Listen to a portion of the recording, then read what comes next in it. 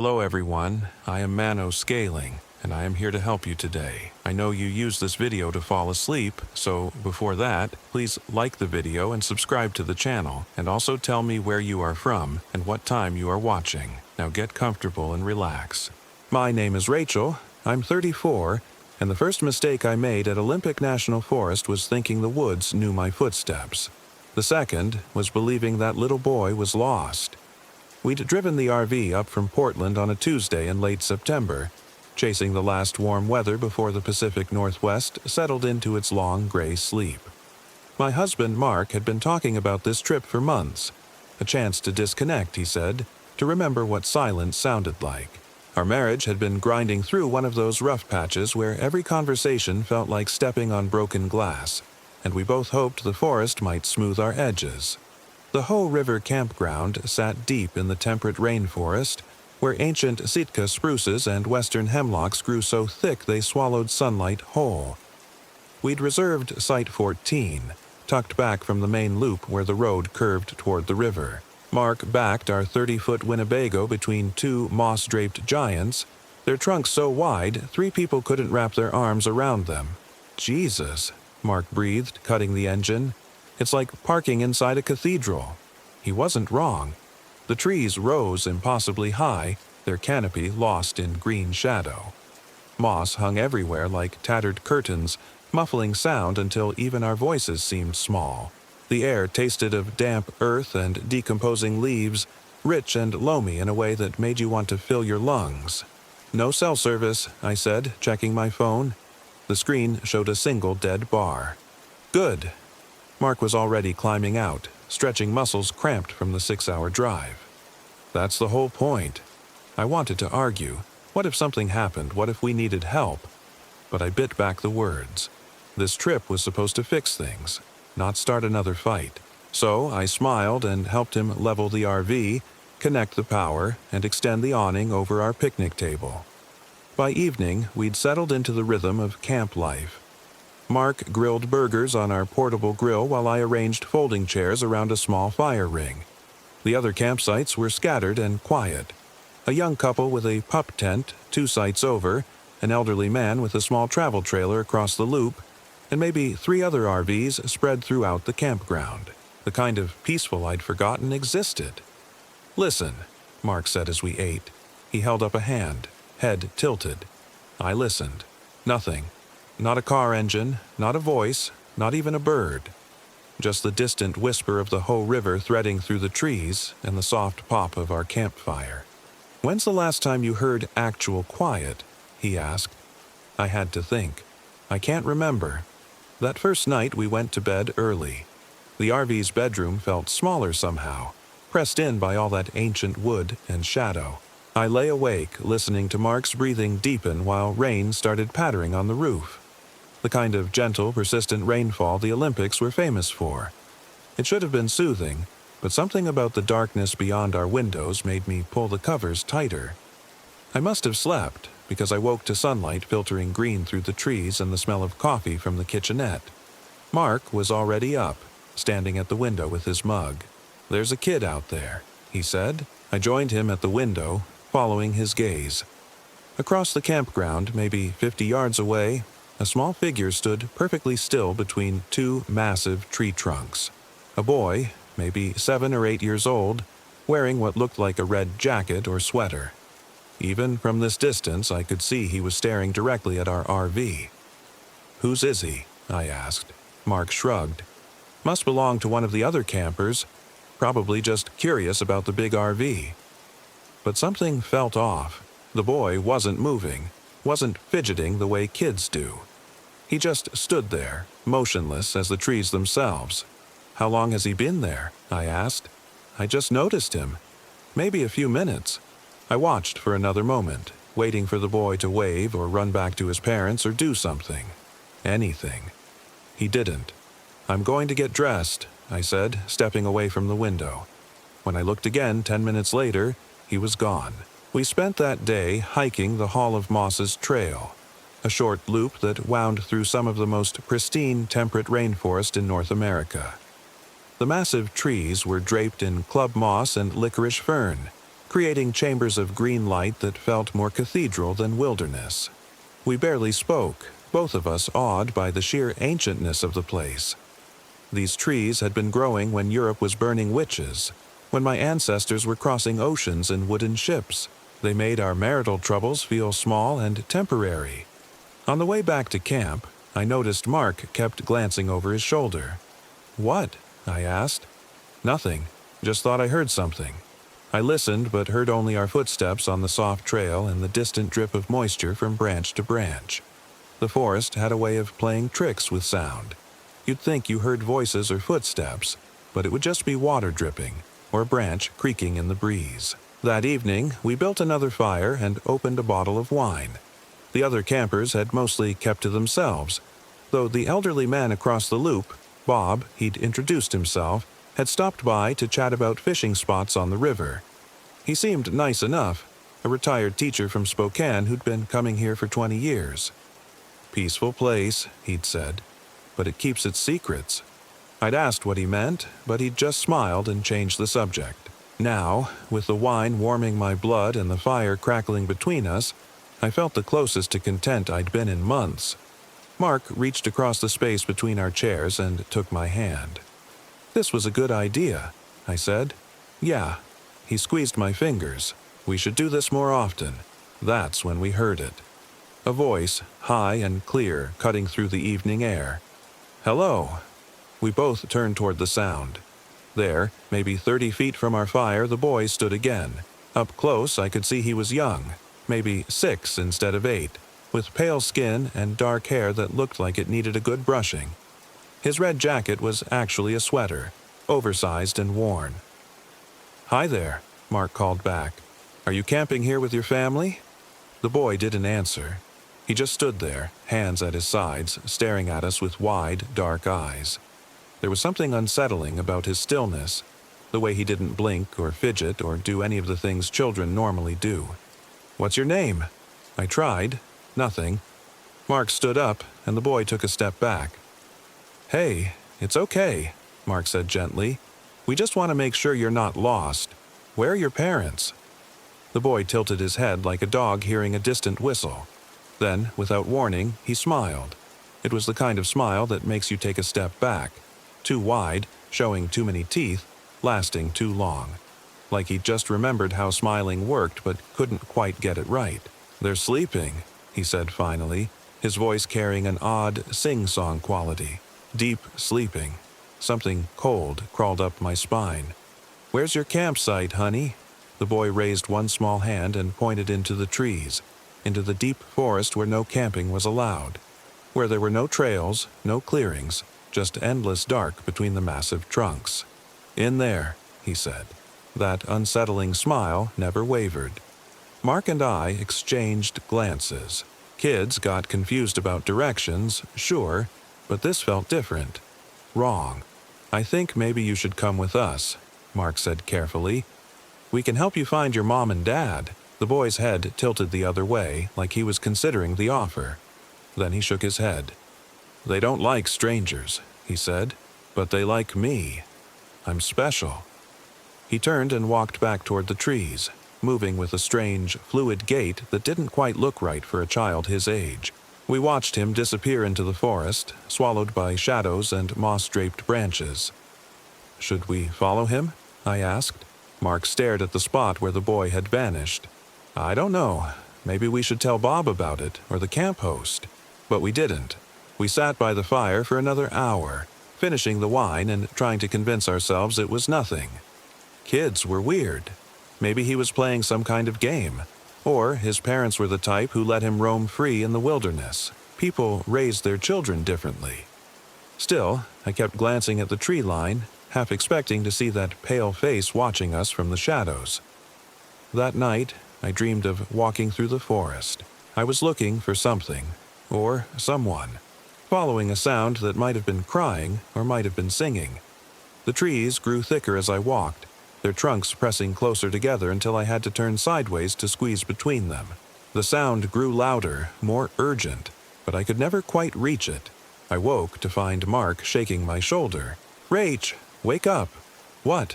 I sat up, disoriented. The RV was dark except for the red glow of the clock, 3:17 a.m. Listen. I held my breath and listened. At first, nothing. Then I heard it. A soft, scratching sound like fingernails on wood. It was coming from outside, somewhere near the door. Probably just a raccoon, I whispered, but my voice shook. The scratching stopped. In the silence that followed, we heard something else. Humming. A child's voice, tuneless and wandering, drifting around the outside of our RV. Mark grabbed his phone and turned on the flashlight. I'm going to look. Don't. I caught his arm. Just leave it. Whatever it is, just leave it. But he was already moving, padding to the front of the RV in his boxers. I followed, my heart hammering against my ribs. Mark peered through the curtained windshield, angling his phone light toward the sounds. I don't see anything, he whispered. The humming grew louder, circling our RV like a shark around a boat. Then it stopped, and in the sudden silence we heard a small voice. Rachel. Mark. My blood turned to ice water. We hadn't told the boy our names. Come out and play. Mark's hand found mine in the dark. His palm was slick with sweat. We should call for help, I breathed. With what? No cell service, remember? The voice came again, closer now, right outside our bedroom window. I know you're awake. I can smell you breathing. This time, the words carried a weight that made my knees weak. The voice was still high and childlike, but there was something underneath it. Something old and hungry and patient. We stayed frozen by the window until dawn, listening to the boy circle our RV and call our names in that sweet, terrible voice.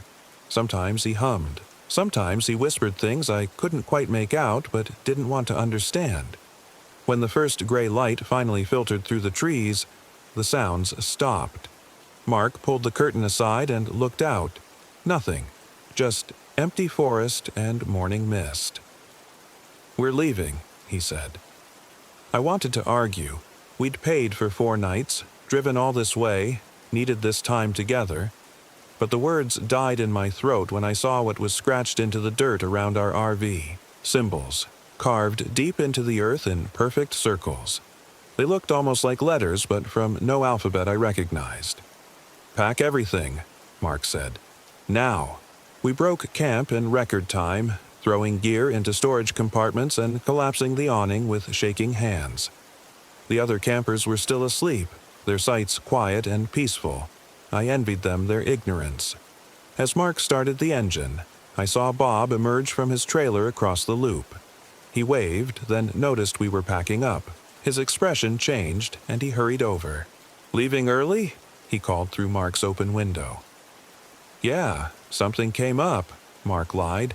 Bob studied our faces, then glanced at the symbols scratched in the dirt. His own face went pale. You saw him, didn't you? He said quietly. The boy. My stomach dropped. You know about him? Bob looked around, making sure we were alone. Been coming here 20 years. Seen him maybe a dozen times. Always the same. Young boy in a red sweater, asking strange questions, knowing things he shouldn't. What is he? I whispered. Don't know. Don't want to know. Bob stepped back from the RV. But I'll tell you this. The families that talk to him, that invite him close, they don't usually finish their camping trips. What do you mean? Mark asked.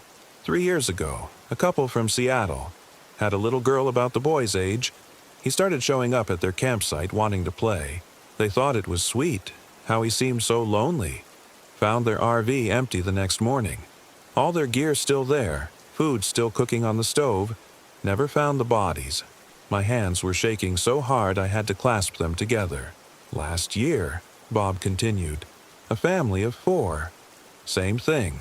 Boy starts visiting. Parents think he's just a lost kid from another campsite. They disappeared one by one. First the father, then the mother, then the 2 children. Rangers found the youngest boy's shoes by the river. But that's all. Why don't the Rangers do something? Mark demanded. Bob laughed, but there was no humor in it. Do what? Post signs warning about ghost children. They've had experts out here. Psychologists, paranormal investigators, even a priest once. Nobody can explain it, so they just don't talk about it. Through the windshield, I caught movement in the trees. A flash of red between the trunks.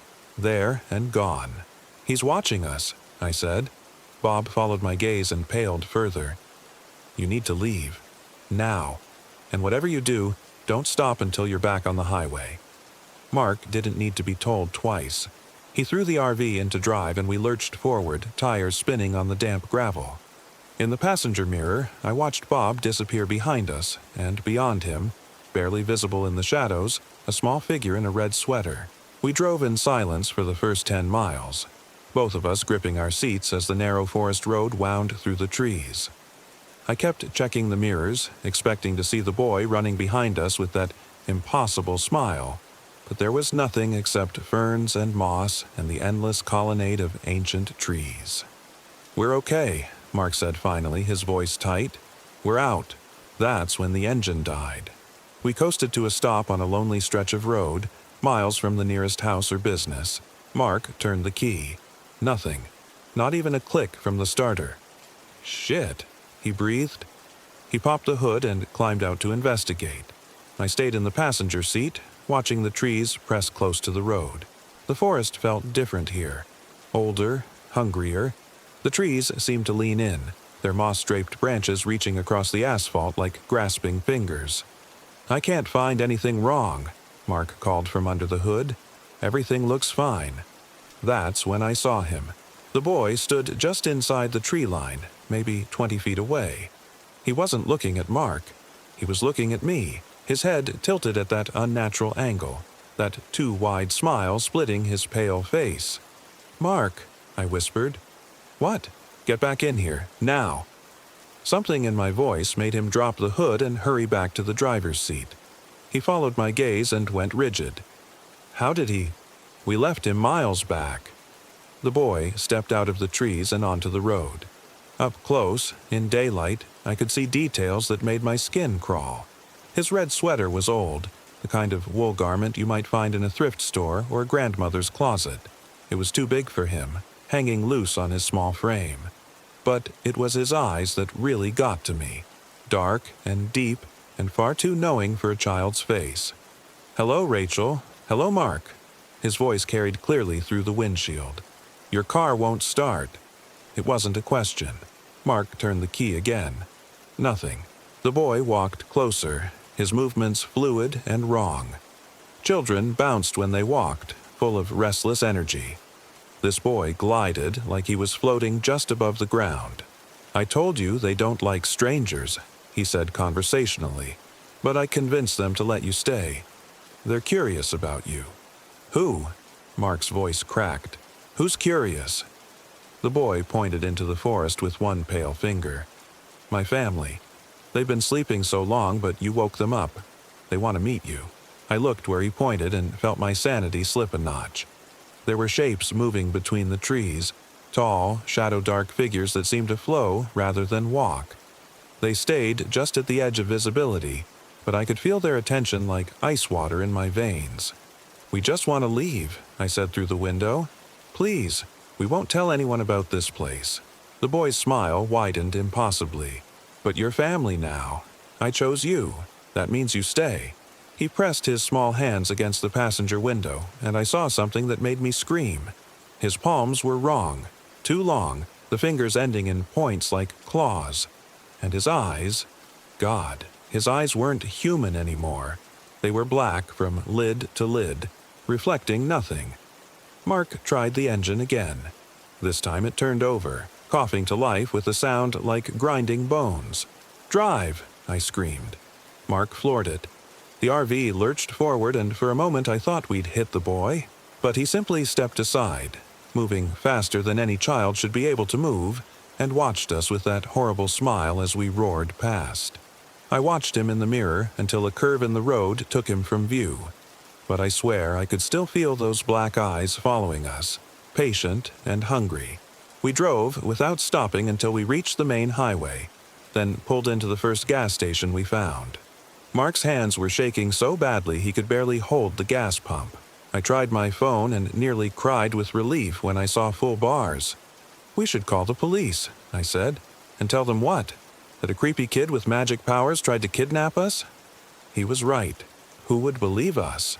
We'd sound insane. What about Bob? We should warn him. Mark was quiet for a long moment. Maybe, but he's been going there for 20 years. He knows the risks. We drove home in relative silence, both of us jumping at every shadow, every child's voice in a parking lot. The rational part of my mind kept trying to explain what we'd experienced. Hallucinations brought on by stress, carbon monoxide from a faulty heater, some kind of shared psychotic break. But I knew what I'd seen, what I'd felt. That was 3 months ago. Mark and I never did fix our marriage. How could we? How do you go back to worrying about whose turn it is to take out the trash when you've looked into the abyss and seen it smile back? He moved out last month. I don't blame him. Living with me now is like living with a ghost. Because here's what I haven't told anyone. What I can't tell anyone. The boy found me. It started small. I'd catch glimpses of red in my peripheral vision, gone when I turned to look. Children's laughter from empty rooms. My name whispered in the walls of my apartment late at night. Last week, I found muddy footprints leading from my front door to my bedroom. Small prints, like a child might make. They stopped at the foot of my bed. Yesterday, I came home to find a drawing taped to my refrigerator. A crayon sketch of a woman with long dark hair standing next to a tall man, both of them smiling. At the bottom, in a child's careful handwriting, "My new family." I'm writing this down because I don't think I have much time left. The whispers are getting louder, and sometimes when I look in the mirror, I see a small figure in a red sweater standing behind me. He's patient, but not infinitely so. Tonight, I heard him clearly for the first time since the forest. He was in my bedroom, singing a lullaby I half remembered from childhood. Come and play, come and stay, deep in the forest where we lay. Close your eyes, don't you cry. Soon you'll be family, by and by. I'm not going to run. There's no point. You can't outrun something that isn't entirely real, something that exists in the spaces between what we know and what we fear. The boy chose me in that ancient forest, marked me as his own. Now he's come to collect. So if anyone finds this, if anyone reads these words, remember, some places are better left undisturbed. Some children are better left unfound. And if you ever find yourself camping in the deep woods and see a small boy in a red sweater watching you from the trees, whatever you do, don't smile back. Don't invite him closer, and never, ever tell him your name. The whispers are getting louder now. He's calling for me, his voice sweet and patient and wrong. I can hear my door opening, small feet on the hardwood floor.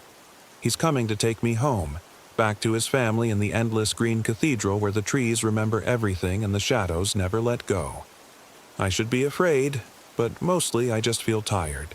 So very tired of running from something I can never escape. He's at my bedroom door now. I can see his silhouette in the hallway, backlit by the kitchen light. He's smiling that impossible smile, and his black eyes reflect nothing at all. "Hello, Rachel," he says, and his voice is the sound of wind through dead leaves, of children crying in empty houses, of promises that should never be kept. It's time to come home. Story 2. I'm Sarah. I'm 34. I came to Gifford Pinchot National Forest to scatter ashes, and the wind brought someone back. The RV rental place in Portland had assured me their 32-foot Winnebago could handle the forest roads, though the pimpled teenager behind the counter kept glancing at the urn I clutched against my chest like he'd never seen grief made portable. I should have taken that as a warning, should have listened when he mumbled something about checking the weather and maybe waiting a few days. But I'd already waited 3 months since Mom died. 3 months of that ceramic vessel sitting on my kitchen counter like an accusation, and I couldn't wait anymore. The drive east on Highway 14 along the Columbia River was beautiful enough to make me forget, temporarily, why I was making this trip. Fall had painted the gorge in shades of rust and gold, and the river caught the afternoon light like hammered copper. But as I turned north into the forest proper, following the winding road toward Iron Creek Campground, the trees pressed closer, and the light grew thin and gray between the Douglas firs. Mom had loved this place. We'd come here every summer when I was a kid, before Dad left, before the cancer, before everything good got stripped away piece by piece. She'd always said she wanted her ashes scattered at Rift Lake, the little alpine tarn we'd hiked to when I was 12. It's where I feel closest to something bigger than myself, she told me that last day in the hospital, her voice barely a whisper. Promise me, Sarah, when it's time. I'd promised, of course. What else do you do when your mother is dying? Iron Creek Campground was nearly empty. Just me and maybe 3 other RVs scattered among the sites like lonely islands. The season was over, the ranger explained when I checked in. A weathered woman in her 50s with eyes the color of old pennies, she looked at my rig with the same skeptical expression as the rental kid. "You planning to stay long?" she asked, glancing at the darkening sky. "Weather Service is calling for a storm system moving in tonight. Could get nasty.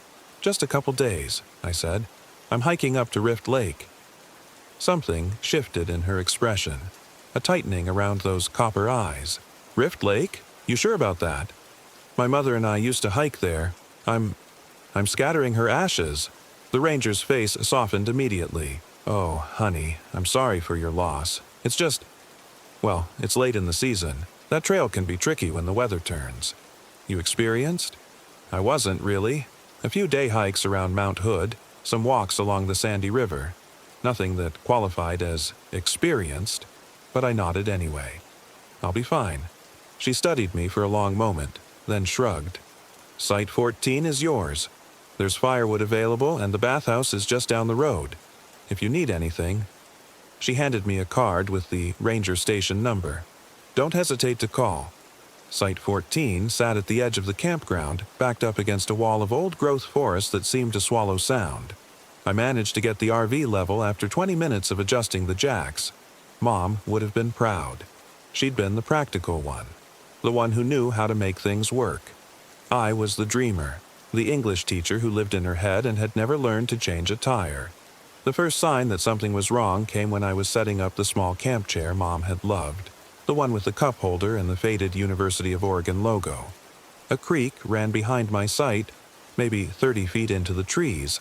I could hear it babbling over rocks, a sound that should have been soothing.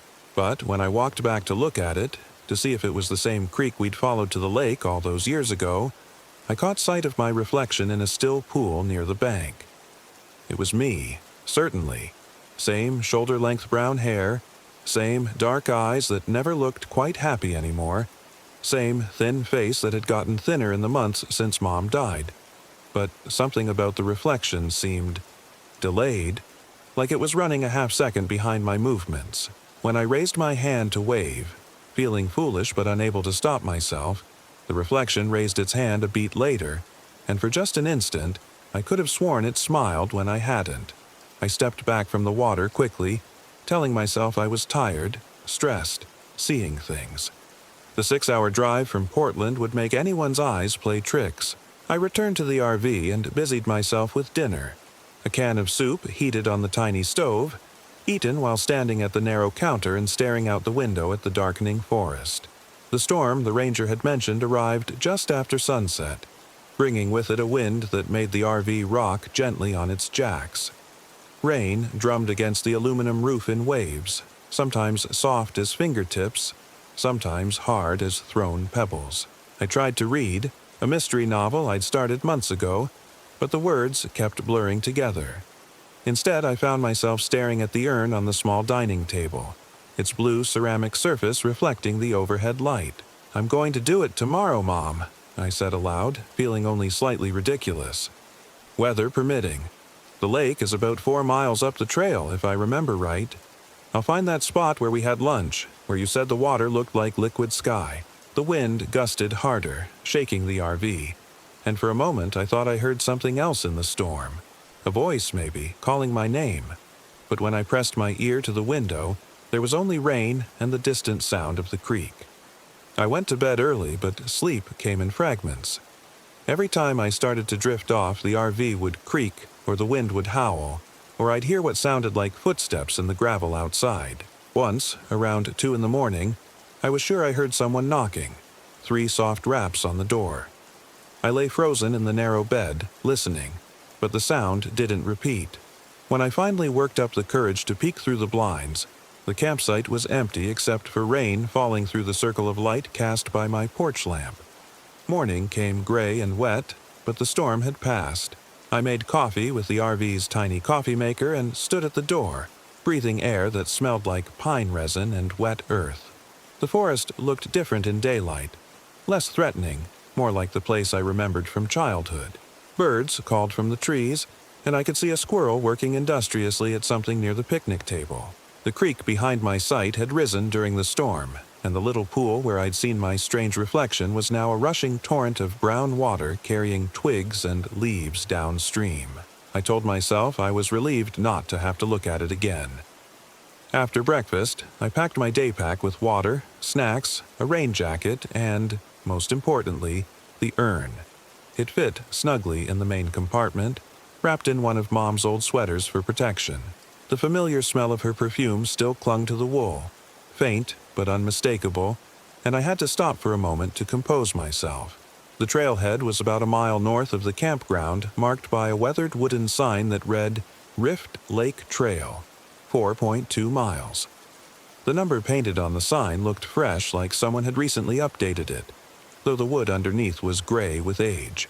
I shouldered my pack, checked that I had my phone, though there was no signal this deep in the forest, and started walking. The first mile was easy, a gentle climb through second-growth forest, the trail well-maintained and clearly marked. I passed a family of day hikers heading down, a couple with 2 young boys who reminded me painfully of myself at that age, all excitement and boundless energy. They warned me about muddy conditions higher up, but said the lake was totally worth it. The second mile was where things started to change. The trail grew steeper and more rugged, winding through stands of old-growth fir and cedar that blocked out most of the sky. The air grew thin and sharp, carrying scents I couldn't identify, something sweet and cloying underneath the usual forest smells. I stopped frequently to rest and drink water, unused to the altitude and the physical exertion. It was during one of these rest stops, maybe 2.5 miles in, that I first noticed the creek. The trail had been following a small stream for the last half mile, crossing it several times on fallen logs or simple plank bridges. But this time, when I knelt beside the water to splash some on my face, I saw my reflection again. And again, something was wrong. This time, it wasn't the timing that bothered me. It was the expression. My reflection was smiling, a wide, bright smile that made my face look strange and unfamiliar. But I wasn't smiling. In fact, I was frowning with concentration as I tried to figure out what I was seeing. I jerked my hand back from the water and stood up quickly, my heart hammering. When I looked again, the reflection was normal, my own worried face staring back at me from the dark water. I must have been mistaken, I told myself. The angle of the light, maybe, or a trick of the moving water. But as I shouldered my pack and continued up the trail, I couldn't shake the feeling that my reflection had been looking at something I couldn't see. The third mile brought me into alpine country. Sparse trees, rocky outcroppings, and patches of snow in the shadowed areas despite the relatively mild October weather. My breath came in visible puffs, and I had to stop more frequently to rest. The trail was harder to follow here, marked only by occasional cairns and worn spots in the rocky ground. It was also where I started hearing the voices. At first, I thought it was just the wind moving through the sparse trees, or maybe other hikers somewhere ahead of me on the trail. But as I stopped to listen, the sounds resolved into something more distinct. People talking, though I couldn't make out words. A conversation, maybe even laughter, coming from somewhere up ahead. I felt a surge of relief. Other people meant safety, companionship, someone to share the beautiful views with. I picked up my pace, eager to catch up with whoever was ahead of me.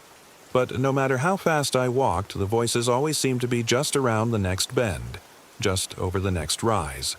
And gradually, I began to recognize something familiar in the rhythm of the speech, the cadence of the laughter. One of the voices sounded like mine. I stopped walking, my breath coming hard from the exertion and the altitude. The voices continued for a moment, then faded away into the wind. I stood there for maybe 5 minutes, listening. but heard nothing except my own heart beating and the distant sound of water running over rocks. "Altitude sickness," I said aloud, my voice small and strange in the thin air. "That's all. You're not used to this." But I knew it wasn't altitude sickness. I'd read about that. Headaches, nausea, difficulty breathing. This was something else entirely. The final push to Rift Lake was the hardest part of the hike, a steep scramble over loose rock and through patches of snow that had probably been there since the previous winter. By the time I crested the final ridge and saw the lake spread out below me, I was exhausted, shivering, and beginning to question my decision to make this trip alone. But the lake was exactly as I remembered it. A perfect oval of dark water surrounded by granite cliffs and a few wind-twisted pines. The place where Mom and I had eaten lunch that day 22 years ago was still there. A flat rock outcropping on the eastern shore with a clear view across the water to the peaks beyond. I made my way carefully down the rocky slope to the shore, then around to our old lunch spot. The rock was dry despite the previous night's rain, warmed by the afternoon sun that had finally broken through the clouds.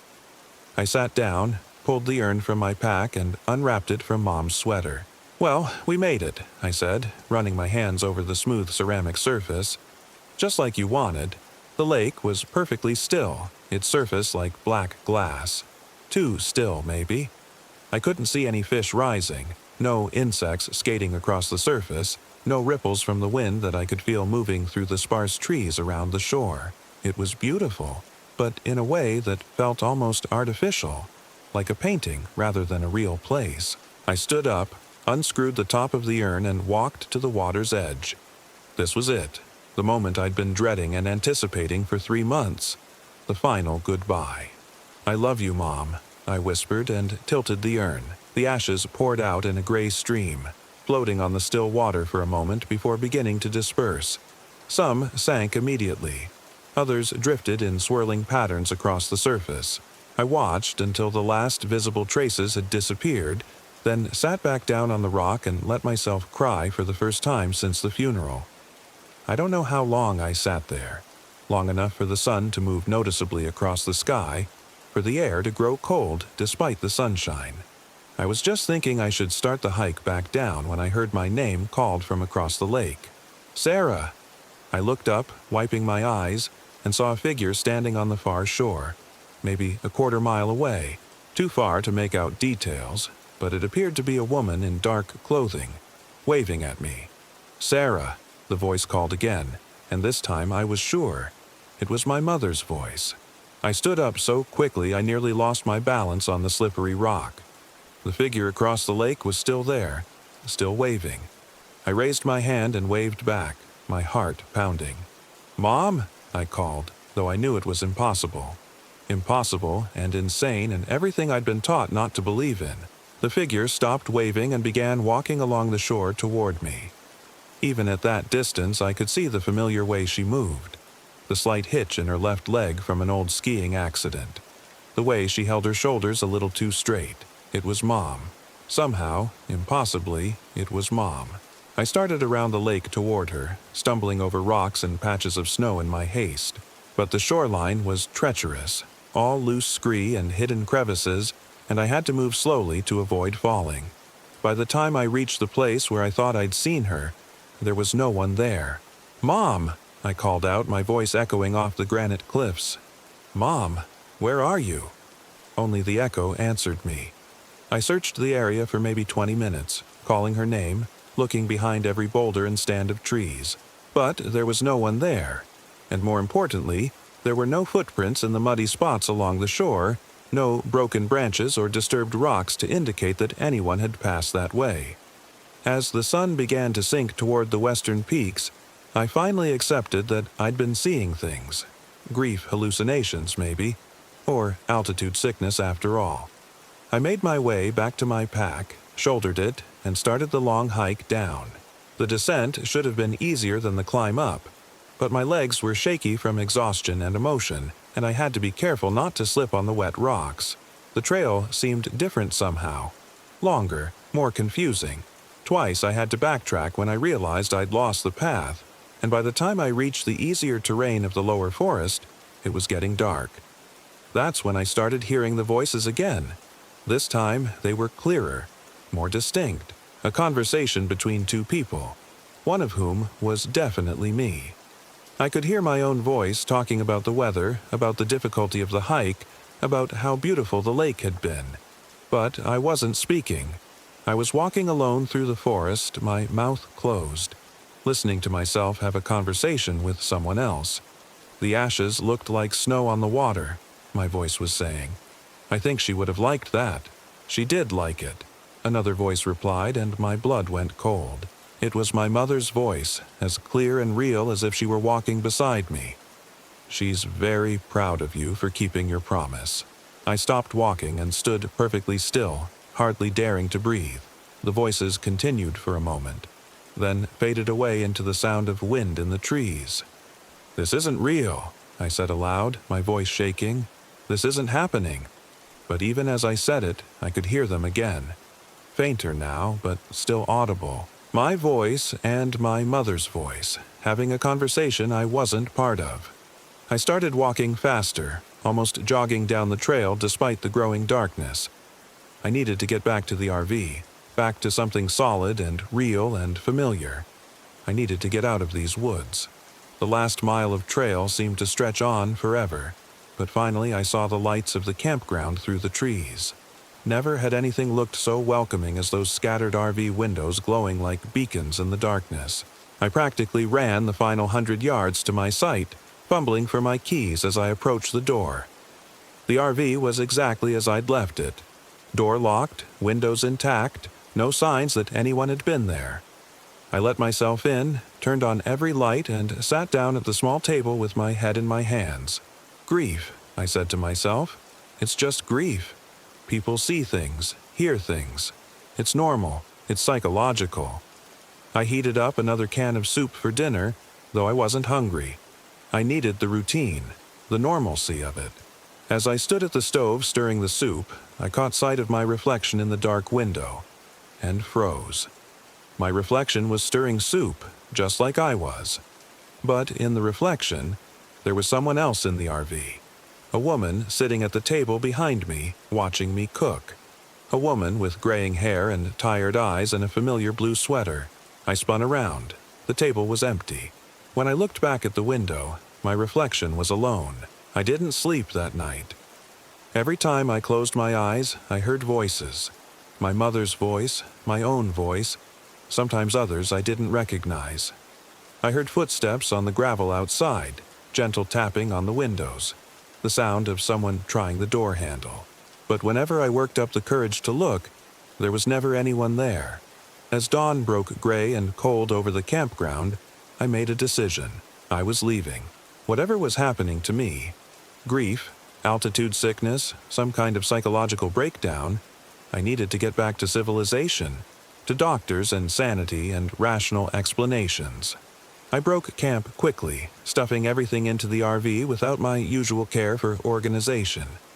I just wanted to be gone, to put miles between myself and this place. As I was securing the last of my gear, I heard a voice call my name from the direction of the creek. I didn't look. I started the engine, put the RV in gear, and drove away without looking back. But as I pulled out of the campground, I caught a glimpse of my side mirror. There was someone in the passenger seat of the RV. A woman in a blue sweater, smiling and waving goodbye to something I couldn't see. I jerked the wheel so hard I nearly drove into a tree. When I looked again, the seat was empty. The drive back to Portland should have taken 4 hours. It took me 7, because I had to stop every few miles to get out and walk around, to convince myself that I was alone in the RV, that there was no one in the passenger seat, or the bed, or the bathroom. By the time I reached the rental place, I was exhausted and shaking, barely coherent. The same pimpled teenager was working, and he looked concerned as I stumbled through the return process. "You okay, lady?" he asked. "You look like you've seen a ghost." I started laughing at that, a high, desperate sound that scared even me. "Yeah," I said. "Yeah, I think maybe I did. That was 3 weeks ago. I'm back in my apartment in Southeast Portland now, back to teaching 9th grade English and grading papers and living what passes for a normal life. I've seen a doctor, a therapist, even a neurologist. They've run tests, prescribed medication, used words like complicated grief, and stress-induced hallucinations. But every morning when I brush my teeth, I watch my reflection carefully. And sometimes, not always, but sometimes, it smiles when I don't. I threw away all the mirrors in my apartment except the one in the bathroom. I had to keep that one, but I try not to look at it too closely. Try not to think about what I might see looking back at me. Because sometimes, late at night when I'm alone in my apartment, I hear voices. My voice and my mother's voice, having conversations I'm not part of. And in those conversations, my mother is always asking the same question. When are you coming back to visit me? And my voice, the voice that isn't quite mine, always gives the same answer. Soon, Mom. Very soon. I haven't been back to Gifford Pinchot National Forest. I tell myself I'll never go back. But sometimes I find myself looking at maps, tracing the route to Iron Creek Campground with my finger. Sometimes I find myself packing a bag without meaning to, getting in my car without planning to. And sometimes when I catch sight of my reflection in a store window or the side of a building, I see that I'm smiling. A wide, bright smile that doesn't feel like my own. The ashes are scattered now, just like I promised. But I'm beginning to think that some promises shouldn't be kept. Some promises open doors that were meant to stay closed. My reflection knows this. She's been trying to tell me, in her own way. She's been trying to warn me, but I'm not sure I'm listening to the right voice anymore. Story 3. My name is Sarah Chen. I'm 34, and the first mistake I made at Devil's Backbone Wilderness Area in Texas was thinking sleep was optional. Every time we closed our eyes, we lost hours, and something followed closer. The plan had been simple enough. 3 days of RV camping in the hill country, just me and my boyfriend Marcus, trying to patch together what was left of our relationship after 18 months of him working oil rigs and me teaching 3rd grade to increasingly hostile kids. The Devil's Backbone had seemed perfect on the website, remote enough for privacy, established enough for safety. The kind of place where you could have conversations that mattered without the neighbors hearing through apartment walls. Marcus had driven his dad's old Winnebago, a 1987 beast that smelled like cigarettes and pine sol despite our best efforts. I'd packed enough food for a week, partly because I was nervous about being that far from civilization, partly because I knew Marcus ate when he was stressed. The drive from Austin took 3 hours, winding through scrub oak and limestone hills that looked like God's own sculpture garden. "Look at that," Marcus said as we pulled into the campground. His voice carried that forced enthusiasm he used when he was trying to convince himself something was working. Not another soul around. He was right. The place was empty except for us, which should have been the first warning. October in Texas usually brought decent camping weather, but the ranger at check-in had looked at us with something that might have been pity. "Y'all sure you want to stay out there?" he'd asked, a weathered man named Kowalski whose name tag was held on with duct tape. "Storm's coming through tomorrow night. Could get rough." "We've got everything we need," Marcus had said, patting the Winnebago's side like it was a faithful horse. "This old girl's seen worse." The ranger had shrugged and handed us our permits. "Site 13's open. Follow the road about 2 miles, you'll see the marker. Cell service is spotty out there, but there's a radio in your packet if you need help." Site 13 sat in a clearing surrounded by live oaks and cedar, with a fire ring that looked like it hadn't been used in months. The silence was immediate and complete. No highway noise, no neighbors, just the whisper of wind through leaves and the distant call of a hawk. It should have been peaceful. Instead, it felt like being watched. We set up camp in the late afternoon sun, Marcus leveling the RV while I arranged our gear. The routine was familiar and comforting. Fold-out chairs around the fire pit. Cooler positioned for easy access. Solar lanterns hung from the awning. Normal things that made the emptiness feel less threatening. "Remember our first camping trip?" Marcus asked as he connected the propane. "You were convinced every sound was a bear." "That was Arkansas. They actually had bears." I tried to match his lightness, but something felt off. The air tasted metallic like the moment before lightning strikes. This is supposed to be safe. Safe enough. He tested the stove burner, the flame hissing blue against the growing dusk. Want to start dinner? I'll get the fire going. That's when we learned the first rule of Devil's Backbone. Fire doesn't want to catch. Marcus went through a full box of matches and 2 fire starter logs before admitting defeat. The wood was dry, the kindling perfect, but every flame guttered out like someone was blowing on it. Weird, he muttered, trying his lighter for the 10th time. Wind must be shifting. But there was no wind. The air hung still and heavy, pregnant with a storm that felt days away despite Kowalski's warning. We ate cold sandwiches and drank warm beer, while the darkness pressed against our little circle of LED light. Early night, Marcus suggested around 9, though it felt much later. The darkness had weight here, substance. It didn't just hide things, it seemed to create them. Inside the RV, I felt better. Aluminum walls and familiar smells, the hum of the propane refrigerator. Marcus pulled out the bed while I brushed my teeth at the tiny sink. Both of us moving through the ritual of settling in for the night. "Love you," he said as I climbed under the covers, and for the first time in months, he sounded like he meant it. I woke up to daylight streaming through the windows and Marcus shaking my shoulder. Sarah, wake up." "What time is it?" My phone read 2:47 p.m. That can't be right. Marcus held up his watch, an old Timex his grandfather had given him, the kind that never lied. 2:45. We've been asleep for almost 18 hours. That wasn't possible. I was a light sleeper, had been since childhood. I woke up when Marcus shifted positions, when the refrigerator cycled on, when squirrels ran across the roof. 18 hours of uninterrupted sleep was like claiming I'd grown wings. "Must have been more tired than we thought," Marcus said, but his voice carried doubt. All that driving, the stress of getting away. We stumbled through an abbreviated morning routine, coffee and instant oatmeal while trying to shake off the disorientation. Everything felt slightly wrong, like waking up in a hotel room and forgetting where you were. The campsite looked the same, our gear exactly where we'd left it, but the quality of light was different.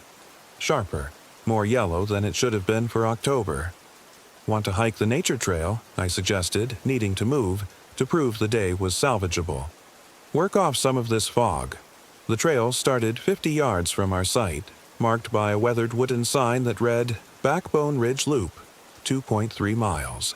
Simple enough for an afternoon walk, especially if we were trying to make up for a lost morning. The path wound through stands of cedar and oak, limestone outcroppings creating natural sculptures along the way. Under normal circumstances, it would have been beautiful. The kind of place you took pictures to show friends back home. But something felt wrong with the proportions, like the trees were too tall or the shadows too short. My depth perception kept stuttering, making me stumble over roots that weren't where they appeared to be. "You okay?"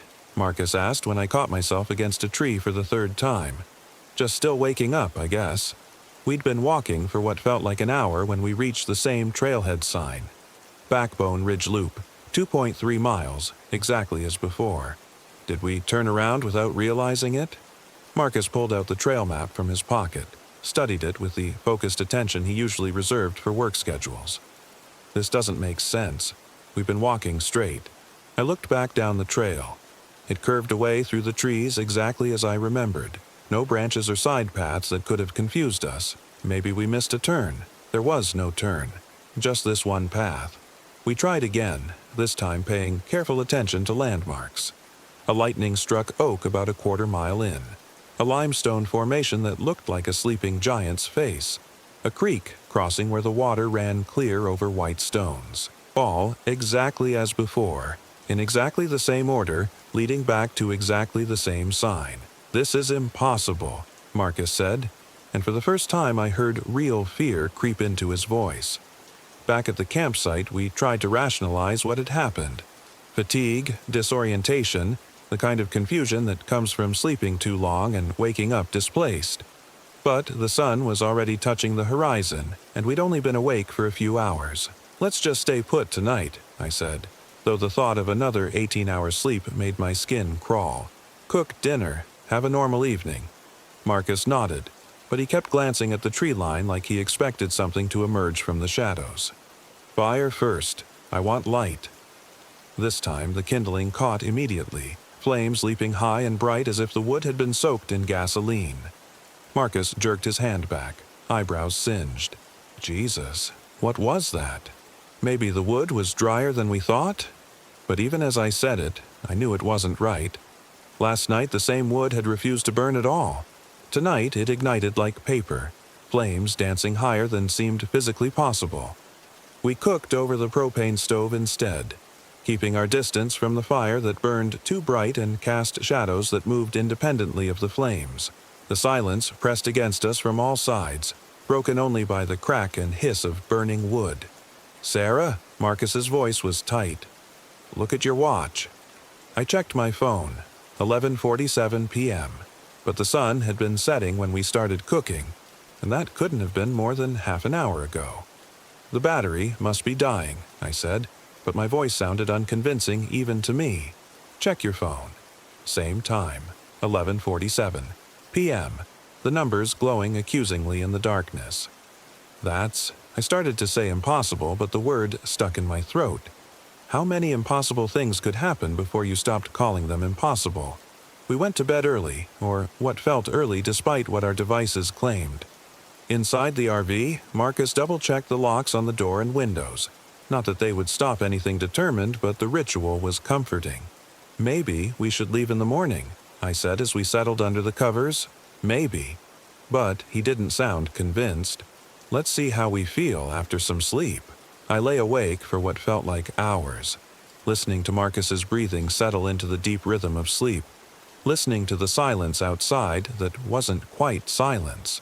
There were sounds, soft scratching against the aluminum walls, footsteps that might have been settling metal, a low humming that could have been wind through power lines except there were no power lines. When I woke up, the sun was setting. Marcus was already awake, sitting on the edge of the bed with his head in his hands. Our phones read 6:23 p.m. We'd lost another day. "This isn't possible," he said without looking up. "People don't just lose time like this." But we had. Somehow we'd slept for nearly 20 hours again, and the worst part was that I felt rested. Better than rested, energized in a way that felt wrong, like my body was operating on borrowed time. "We need to leave," I said. "Right now." Marcus nodded and started packing, but his movements were slow, dreamlike, like part of him was still asleep. I felt it too, a lethargy that seemed to seep up from the ground itself, making every action feel like swimming through honey. It took us 2 hours to break camp, tasks that should have taken 20 minutes stretching into endless, fumbling efforts. By the time we were ready to go, full darkness had fallen, and Marcus was too tired to drive safely. "Tomorrow," he said, slumping into his chair beside the fire that had, once again, lit itself. First thing in the morning. But I knew, with the certainty that comes from dreams you can't quite remember, that there would be no tomorrow, not the way we understood it. The third time we woke up, it was to the sound of something moving outside the RV. Heavy footsteps circled the vehicle, slow and deliberate, not quite human. The rhythm was wrong, like someone walking with too many joints in their legs. Marcus grabbed the baseball bat from the storage compartment and moved to the window, peering through the blinds. "Anything?" I whispered. "I can't. It's too dark." The footsteps stopped directly outside our door. In the silence that followed, I could hear breathing that wasn't ours. Deep, wet inhalations like someone with fluid in their lungs. Then, softly, a voice. "Sarah. Marcus. Time to wake up." It was my voice. Exactly my voice, down to the slight rasp I got when I was tired. But I hadn't spoken. "Sarah," the voice said again, patient and loving. "Marcus, time to wake up." Marcus looked at me, his face pale in the LED light. "That's not you." "Time to wake up," the voice repeated, and now there was something wrong with the cadence, like someone speaking English as a second language. "Time to wake up, time to wake up, time to wake up." The phrase became a chant, my voice layering over itself in impossible harmonies. More footsteps joined the first, circling the RV in a slow parade. Different gaits, different rhythms, but all wrong in the same way. "Marcus," said Marcus's voice from outside. "Marcus, why won't you wake up?" "Sarah," said my voice. "Sarah, why won't you wake up?" More voices joined them. Our friends, our families, people from our past calling our names with increasing urgency. But underneath the familiar tones was something else. Something that had learned to imitate human speech but had never quite mastered it. "Don't listen," Marcus whispered, though I could see the effort it took. The voices were hypnotic, compelling. They promised comfort, rest, an end to the confusion of lost time. "Time to wake up," they chanted. "Time to wake up. Time to wake up."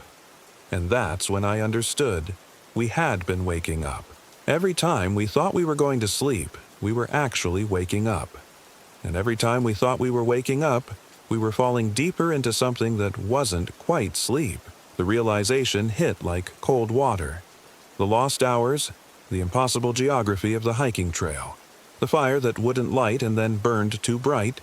We weren't experiencing time normally because we weren't in normal time. We were somewhere else, somewhere between sleeping and waking, and something was using our voices to call us deeper. "Marcus," I whispered, "we need to stay awake, really awake." "I don't understand. Every time we think we're sleeping, we're actually waking up. And every time we think we're waking up, we're falling asleep. That's why we're losing time. That's why nothing makes sense." The voices outside grew louder, more insistent. Our own words echoed back at us, conversations we'd had earlier twisted into pleas and demands. "Love you," said Marcus's voice from outside, but drawn out like taffy. "Love you." I pinched myself, bit my tongue, anything to maintain the sharp edge of consciousness. Marcus caught on and did the same, both of us fighting against the warm lethargy that wanted to pull us under. "How do we get out?" he asked. "I don't know, but we can't let ourselves sleep. Not really sleep." The voices continued through the night, or what passed for night in this place. Sometimes they whispered, sometimes they sang, sometimes they screamed our names with the desperation of the drowning. But gradually, as we held on to consciousness with bleeding fingernails, they began to fade. By dawn, if it was dawn, the silence had returned. We packed the RV with frantic efficiency, throwing gear into storage compartments without bothering to organize. Every second felt borrowed, stolen from something that would eventually demand payment. Marcus started the engine on the first try, and it caught with a roar that sounded like freedom. But as we drove toward the exit, the road seemed to stretch impossibly long. Mile markers repeated themselves. The same curve appeared again and again, and the speedometer insisted we were doing 60 while the scenery crawled past at walking speed. "It doesn't want us to leave," Marcus said, gripping the steering wheel until his knuckles went white. "Keep driving. Don't stop for anything." It took 3 hours to travel the 2 miles to the main road, but finally we saw the ranger station ahead. Kowalski was in the same position as when we'd arrived, as if he'd never moved. "Leaving early?" he asked as Marcus handed over our permits. "We lost time," I said, needing him to understand. We kept losing time, and there were voices. "Ah." Kowalski nodded like this was perfectly normal. "That happens sometimes. The backbone's got its own rhythm. Some folks adjust, some don't. How long were we there?" He checked his logbook. 3 days, checked in Monday, checking out Thursday. But I knew we'd only been conscious for maybe 8 hours total. The rest was gone, swallowed by whatever lived in the spaces between sleeping and waking. We drove back to Austin in absolute silence, neither of us trusting our voices after hearing them used against us. It wasn't until we reached the city limits that I felt like I could breathe normally again.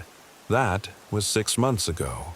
Marcus and I broke up 2 weeks later, not because of what happened at Devil's Backbone, but because of what it revealed about us, how easily we could be lost, how fragile our grip on reality really was. I still sleep poorly. Every time I close my eyes, I'm afraid I'll wake up somewhere else. Someone else. I've started setting multiple alarms, asking friends to call and check on me, anything to maintain a connection to linear time. Sometimes, late at night, I hear my own voice calling from outside my apartment window. Sarah, time to wake up. But I never look and I never answer, because I know now that some kinds of sleep are permanent. The Devil's Backbone is still open for camping. I checked the website last week. Site 13 is always available, they say. Perfect for those looking to get away from it all. I wonder how many people are still there, lost in the spaces between heartbeats, calling each other's names in voices that sound almost right. I wonder if they know they're not really awake, or if they've forgotten the difference entirely. I wonder if someday I'll stop wondering and just go back. The voices promise rest, after all. Real rest. The kind where you never have to wake up again. Story 4. My name is Marcus. I'm 34, and at the Shasta Trinity National Forest, the stars arranged themselves into a warning I couldn't read.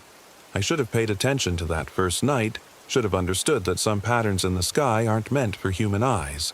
But I was too busy trying to prove something to myself, too focused on running from the wreckage of my marriage to notice that I'd driven straight into something worse. The divorce papers were still warm in my glove compartment when I pulled the rented RV into the dispersed camping area off Forest Road 17, about 15 miles northeast of Weaverville. Sarah had taken the house, the dog, and most of my faith in myself. All I had left was 2 weeks of vacation time and a desperate need to remember who I was before I became half of something that fell apart. The campsite felt isolated enough. A clearing bordered by towering Douglas firs and sugar pines, with a creek babbling somewhere in the darkness beyond the tree line. Perfect for a man who wanted to disappear for a while. I'd picked this spot specifically because it was remote, because cell service was non-existent, because the nearest neighbor was miles away. In retrospect, those selling points should have been red flags. I wasn't alone, though. 3 other campers had beaten me to the general area. Jake and Melissa, a couple in their late 20s from Portland who'd set up their vintage Airstream about a quarter-mile south, and David Chen, a quiet guy in his 40s traveling solo in a converted van, positioned roughly the same distance to the north. We'd exchanged brief pleasantries when I arrived, the kind of polite distance that serious campers maintain. Everyone respecting everyone else's desire for solitude.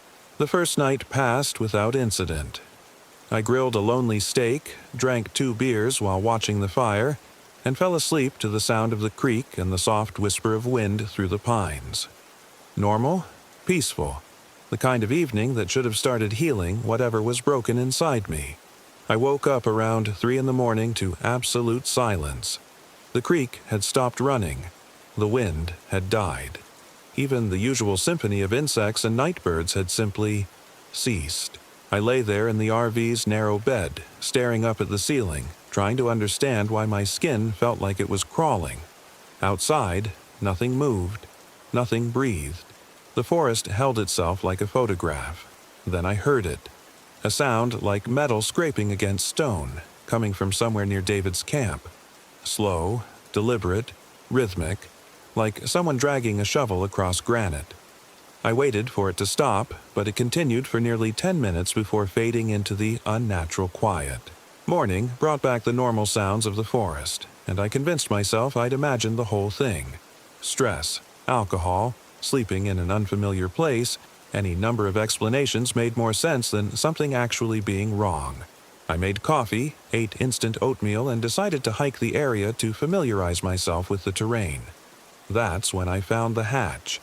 It was about a mile from my campsite, hidden in a depression between 2 massive boulders that had probably been there since the last ice age. The hatch itself was maybe 4 feet square, made of thick steel painted forest green, with a handle that looked like it belonged on a submarine. Moss and decades of fallen leaves had nearly camouflaged it, but recent disturbance around the edges suggested someone had been here recently. Someone had been digging. Fresh earth was piled around the hatch's perimeter, and the metal showed scratches where tools had chipped away rust and debris. The lock that had once secured it lay nearby, cut cleanly through with bolt cutters. Someone had opened this thing, and recently. I should have walked away. Every instinct I possessed screamed at me to head back to camp, pack up the RV, and find somewhere else to spend my vacation. But divorce does strange things to a man's judgment. Makes him feel like he needs to prove his courage, especially to himself. Makes him open doors that should stay closed. The hatch lifted easily on well-oiled hinges, revealing a ladder that disappeared into perfect darkness. The smell that rose from below was wrong. Not quite decay, not quite chemicals, but something that made my reptile brain want to run. Cold air flowed upward, carrying that odor and something else. The sound of breathing that wasn't quite human. I closed the hatch quickly and weighed it down with the largest rock I could move. Whatever was down there could stay down there. I'd satisfied my curiosity and lived to regret it. Walking back to camp, I noticed things I'd missed on the way out. Scratches in the bark of trees at roughly eye level, too deep and too regular to be from animals. Patches of ground where nothing grew, as if the soil itself had been poisoned. And tracks, not quite human, not quite animal, pressed into the soft earth near the creek. David was sitting by his van when I returned, staring off into the trees with an expression I couldn't read. He looked like he hadn't slept, and when I called out a greeting, he took several seconds to focus on me. "You hear anything strange last night?" I asked. He studied my face for a long moment before answering. "Depends what you mean by strange. Metal scraping. Around 3 in the morning." Something shifted behind his eyes. Yeah, I heard that.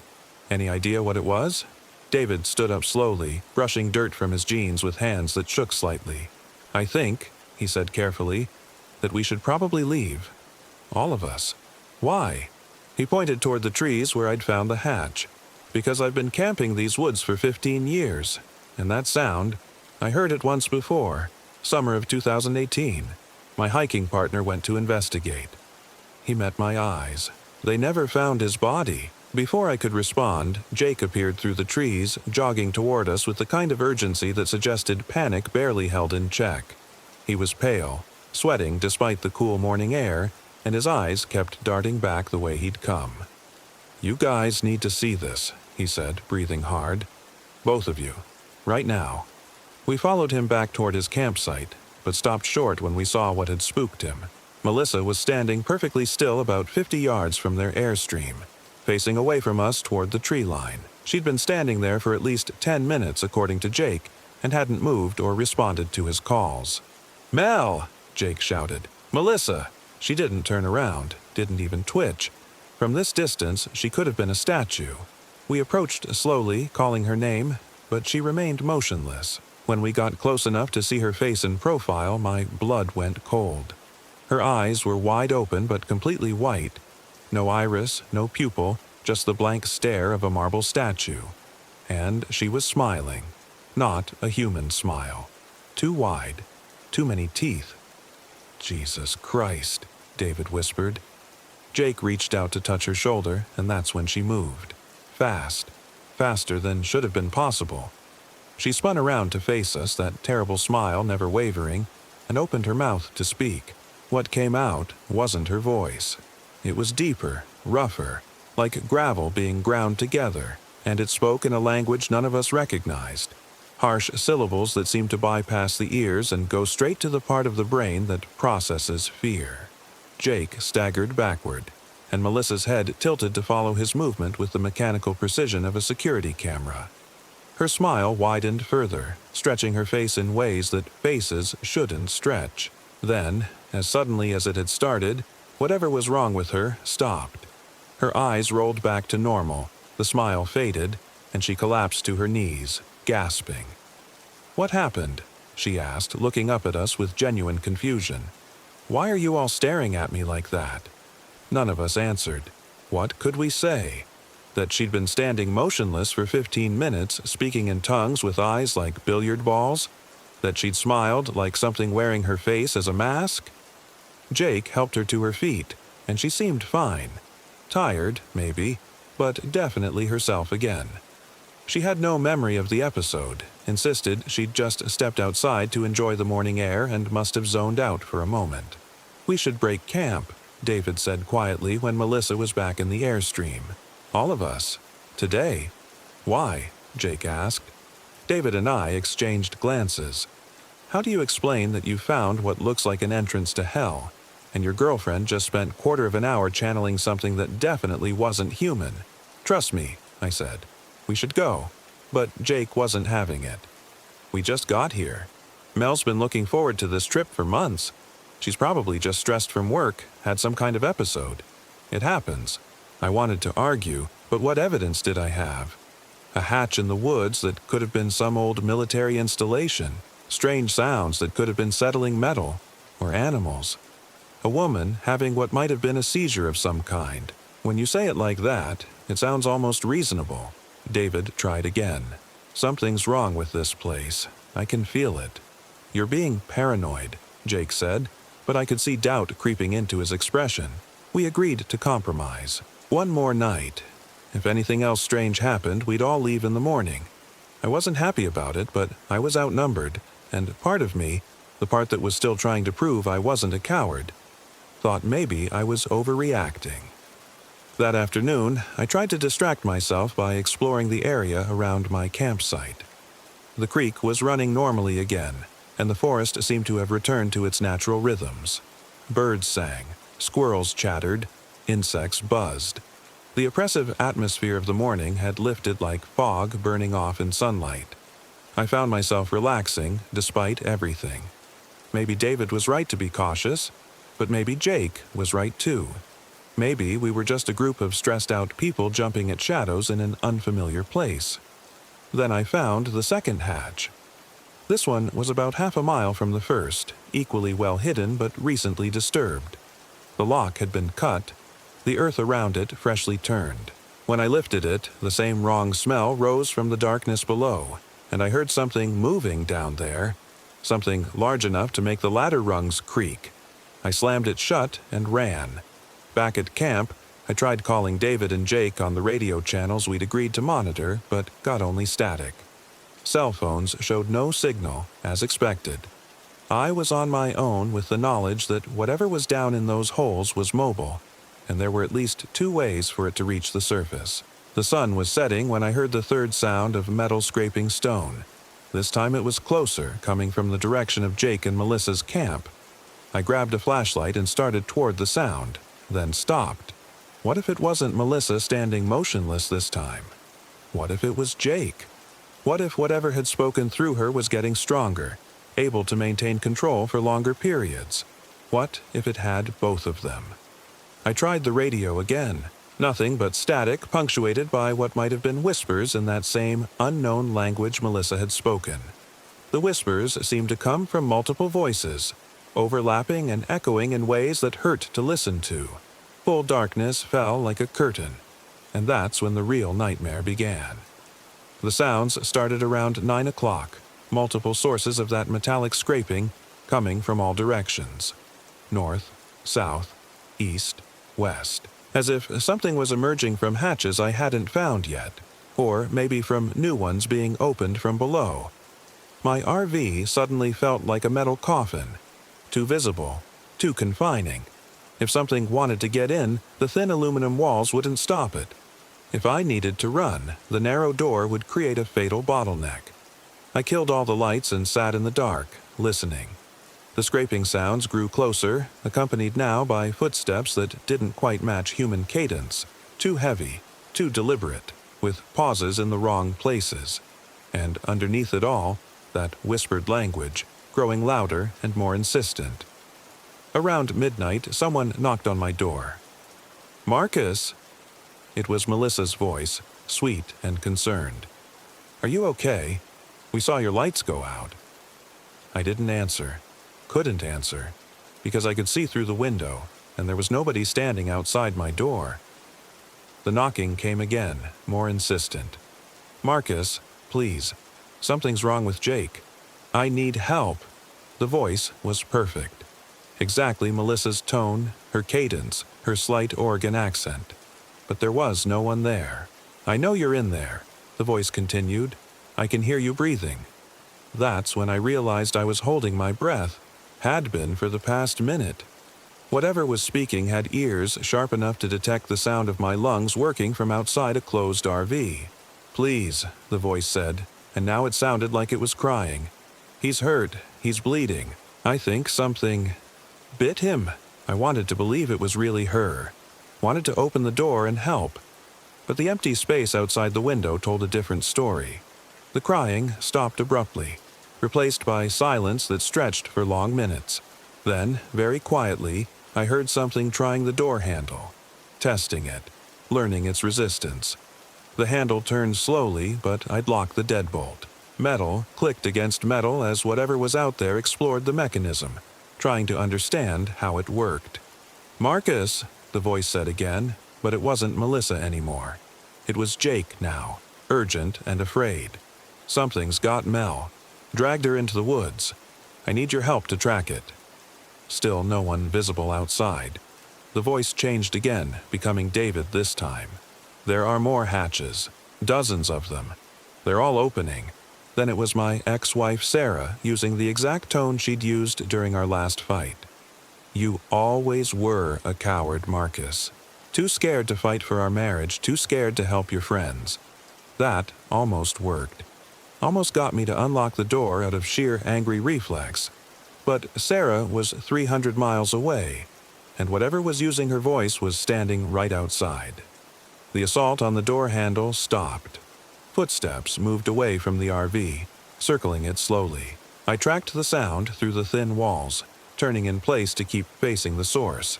Around the front, along the passenger side, past the back, up the driver's side. The footsteps stopped directly outside the driver's side window. I couldn't see anything, but I could feel something looking in. The sensation of being watched pressed against my skin like a physical weight. My breath fogged the glass despite the warm night air, and in that condensation, letters began to appear. COMEOUT. Written from outside, backward from my perspective, as if invisible fingers were tracing the words in the moisture. I grabbed my cell phone and turned on the flashlight app, flooding the window with harsh LED light. For just a moment, something was illuminated outside. A face that might have been human once, but stretched and wrong, with too many teeth and eyes that reflected light like a nocturnal predator's. Then it was gone, leaving only the fading letters on the glass. The RV began to rock, gently at first, as if something large was leaning against it, then more violently, side to side, as if multiple something were coordinating their efforts to tip it over. Dishes rattled in the cabinets. The keys hanging from my ignition chimed against each other in frantic rhythm. I lunged for the driver's seat and turned the key. The engine caught immediately, and I threw it into drive without bothering to retract the stabilizing jacks. They bent and snapped as the RV lurched forward, but I didn't care. I just needed to move, to get away from whatever was trying to turn my shelter into a trap. The headlights swept across the campsite as I spun the wheel, and in that brief illumination, I saw them. 3 figures standing at the edge of the clearing, perfectly motionless. Jake, Melissa, and David, all facing the RV with identical expressions of patient hunger. Except they weren't Jake, Melissa, and David. Not anymore. Their proportions were wrong. Arms too long, necks stretched like they'd been pulled taffy. Their faces held those same too wide smiles Melissa had worn during her episode. But now the smiles were permanent, carved into their features like scars, and their eyes reflected the headlights like mirrors. I floored the accelerator and aimed for the dirt road that had brought me here. The RV wasn't built for speed, but fear gave it motivation. Trees flashed past the windows as I careened down the narrow track, scraping against branches and bouncing over rocks that should have shattered the axles. In the rear-view mirror, I could see lights moving through the forest. Not flashlights, something dimmer and more diffuse, like phosphorescent rot. And they were following, keeping pace despite the RV's desperate speed. The road seemed longer than it had during my arrival, winding through darkness that felt thick as tar. My headlights carved a narrow tunnel through the night, but everything beyond their reach writhed with movement that might have been shadows or might have been worse. Something hit the roof. The impact shook the entire vehicle and left scratches in the fiberglass, long, parallel gouges like claws. Then another impact, and another. Whatever was up there was trying to tear its way in. I swerved hard to the right, hoping to throw it off, but the clawing sounds continued. Through the skylight above the bed, I caught glimpses of a pale hand, or something like a hand, working at the plastic cover. The main road appeared ahead, marked by a reflective sign that seemed impossibly bright after the oppressive darkness of the forest. I took the turn too fast, feeling the RV's outside wheels leave the ground for a terrifying moment before slamming back down. The scratching on the roof stopped. In the sudden quiet, I could hear my own heartbeat thundering in my ears and the labored whine of the engine. The headlights showed empty asphalt stretching ahead, normal and familiar and beautiful in its mundane reality. I drove for another hour before I felt safe enough to stop at a gas station. Under the fluorescent lights, I inspected the damage to the RV. The roof was scratched deeply enough to expose metal in some places, and the stabilizing jacks were twisted into abstract sculptures. But I was alive, and I was away from whatever lived in those woods. The kid working the night shift asked what had happened to the roof. I told him I'd taken a wrong turn and gotten into an argument with some low-hanging branches. He seemed satisfied with that explanation. I filled the tank, bought coffee and aspirin, and called the RV rental company to report the damage. They weren't happy, but they were more interested in getting their vehicle back than in assigning blame. I told them I'd had an accident and needed to end the rental early. What I didn't tell them was that I'd lost 3 people in those woods.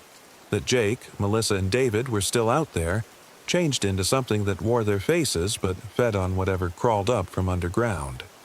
What I didn't tell anyone was about the dreams that started the night I got home. Every time I close my eyes, I'm back in the Shasta Trinity National Forest. But now I know what the hatches are for. They're not keeping something buried.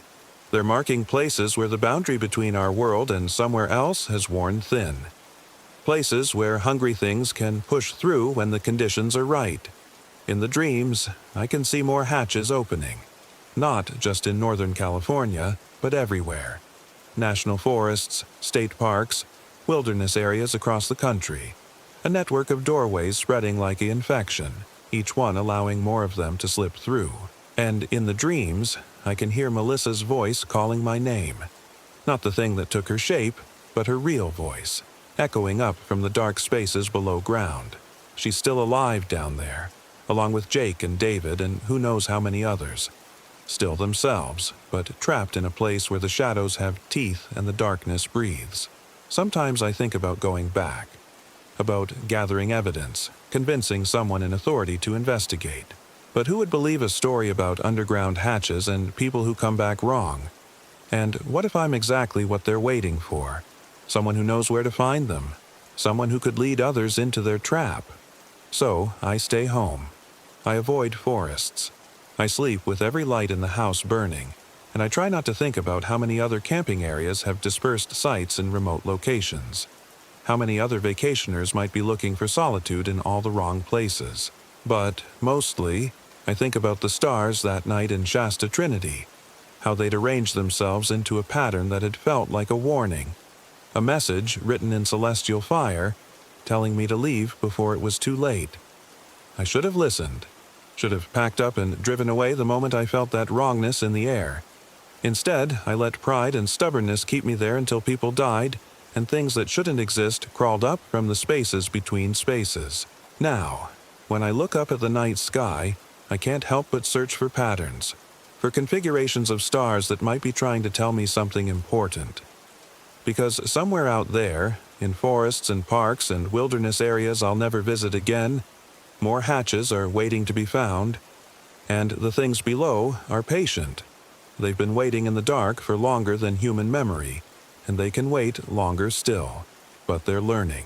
Each person who disappears teaches them something new about us. Each face they steal gives them better camouflage. They're coming up, not all at once, but gradually, carefully. And by the time most people realize what's happening, it'll be too late to close the doors we never should have opened. I keep telling myself that I escaped, that I got away clean and left that nightmare behind in the woods where it belongs. But sometimes, in the small hours of the morning when sleep finally takes me, I dream that I'm still there, still in that RV, still surrounded by darkness and the sound of something trying to get in. And sometimes, just sometimes, I wake up with dirt under my fingernails and the taste of earth in my mouth. The stars were trying to warn me, but I couldn't read their language. Now I'm learning to speak it myself, one nightmare at a time. And the message is always the same. They're coming up. They're coming up. They're coming up. The hatch at Shasta Trinity was just the beginning. Story 5. My name is Marcus, I'm 34, and I drove my Winnebago to the Gifford-Pinchot National Forest in Washington State, thinking solitude would help me process my divorce. The air tasted like a penny the moment I understood I wasn't alone. What I found among those Douglas firs wasn't healing. It was something ancient and hungry that had been waiting for someone desperate enough to venture this deep off the main camping routes. I'd pulled off Forest Road 25 onto an unmarked dirt track that my GPS swore didn't exist. The Winnebago's suspension groaned over ruts and fallen branches, but I kept driving until the trees closed in like a tunnel. When I finally stopped, the silence pressed against my eardrums like water. The clearing was perfect. Too perfect. A natural circle of flat ground surrounded by towering evergreens, their tops lost in late afternoon mist. I set up my folding chair and cracked open a beer, trying to convince myself this was exactly what I needed. No cell service, no lawyers calling about asset division, no reminders of Sarah's empty closet or the divorce papers signed 3 days ago. But as dusk settled, I noticed things that made my skin crawl. The first was the smell. Underneath the pine and damp earth was something else. A sweet, cloying odor like meat left too long in the sun. I walked the perimeter of my campsite, following my nose, and found the source about 50 yards into the tree line. Animal bones, hundreds of them, arranged in perfect concentric circles around a massive old-growth cedar.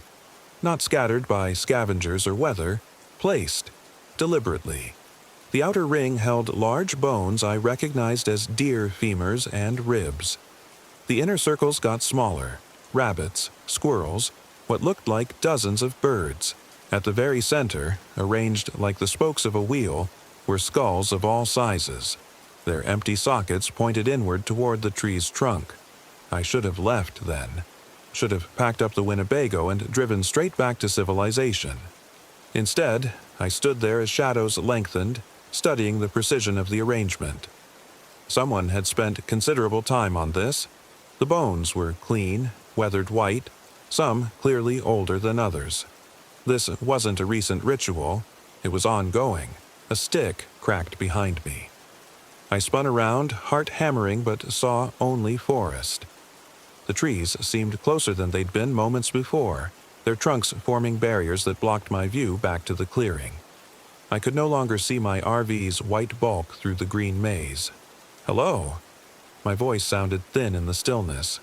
"Anyone there?" Nothing. Even the insects had gone quiet. I made my way back to camp, pushing through underbrush that caught at my clothes like grasping fingers. When I finally emerged into the clearing, relief flooded through me at the sight of my Winnebago's familiar bulk. But something was wrong. My folding chair had been moved. Not knocked over by wind, repositioned. It now faced the forest instead of the clearing's center, as if someone had been sitting in it, watching the trees. My beer bottle was gone. I checked the RV's door, still locked, windows secure, no signs of forced entry. But when I climbed inside, the smell hit me.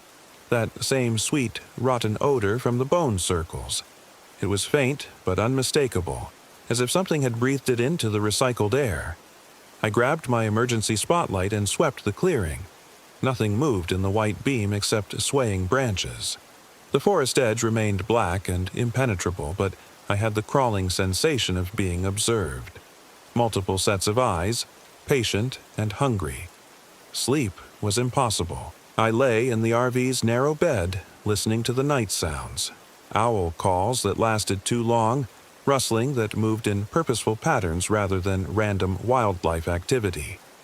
Twice I heard what sounded like footsteps circling the Winnebago, but when I peered through the window blinds, I saw nothing. Around 3 a.m., something scratched at the door, not the random scraping of a curious animal. 3 slow, deliberate scratches. Pause. 3 more. I grabbed the spotlight and yanked open the door, flooding the area with light. A deer stood 10 feet away, but it was wrong. Its neck twisted at an impossible angle, head hanging upside down so its dead eyes stared directly at me. Its mouth hung open, revealing a human tongue that lolled past broken teeth. The rest of its body remained perfectly upright, as if it had been carefully posed. I slammed the door and engaged every lock. Outside, I heard a wet sliding sound, like something being dragged away. When I looked again minutes later, the deer was gone, but dark stains marked the ground where it had stood. I didn't sleep the rest of the night. Dawn brought fog so thick I could barely see 20 feet in any direction. The normal sounds of a forest waking up, birdsong, small animals moving through underbrush, were completely absent. The silence felt heavy, expectant. I made coffee with shaking hands and tried to convince myself to pack up and leave. But I couldn't. Not yet. Whatever was happening here, I needed to understand it. The divorce had left me feeling powerless, like a spectator in my own life. This, whatever this was, demanded action. Demanded that I stop running and face something real, even if it terrified me. I armed myself with a heavy-duty flashlight and hiking knife, then ventured back to the bone circles. In daylight, they looked different, more elaborate. I counted 7 distinct rings, each perfectly spaced. The bones showed no signs of animal gnawing or weather damage. They looked almost preserved. The massive cedar at the center drew my attention. Its trunk was easily 8 feet in diameter, scarred with deep gouges that formed recognizable patterns. Not random scratches from bear claws, deliberate symbols carved into the living wood. Spirals within spirals, interconnected in ways that hurt to look at directly. Movement caught my eye.